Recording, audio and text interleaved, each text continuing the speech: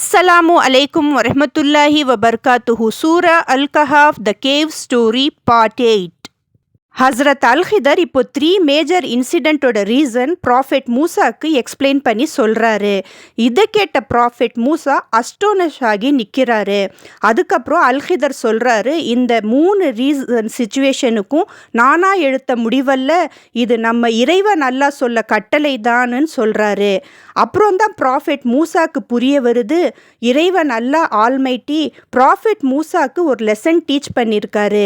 ஏன்னா தான் நாலேஜில் பெஸ்ட்டுன்னு நினச்சிட்டு இருக்கும்போது அவரோடைய மேற்கொண்டு ஒரு படி இருக்கிற நாலேஜோட பர்சனை காட்டி அவருக்கு எக்ஸாம்பிள் காமிச்சிருக்காரு. ஸோ தட் நம்ம வாழ்க்கையில் எப்போவுமே நாங்கள் தான் பெஸ்ட்டுன்னு நினைக்கக்கூடாது, எக்ஸாமின் பண்ணணும் நாலேஜுக்காக. அதே போல் சில பேட் விஷயத்தில் குட் ரீசனும் அடங்கி இருக்கும். ஸோ நெக்ஸ்ட் பார்ட் கிங் துல்கர்னைனோடது கண்டிப்பாக வாட்ச் பண்ணுங்கள், ஷேர் பண்ணுங்கள்.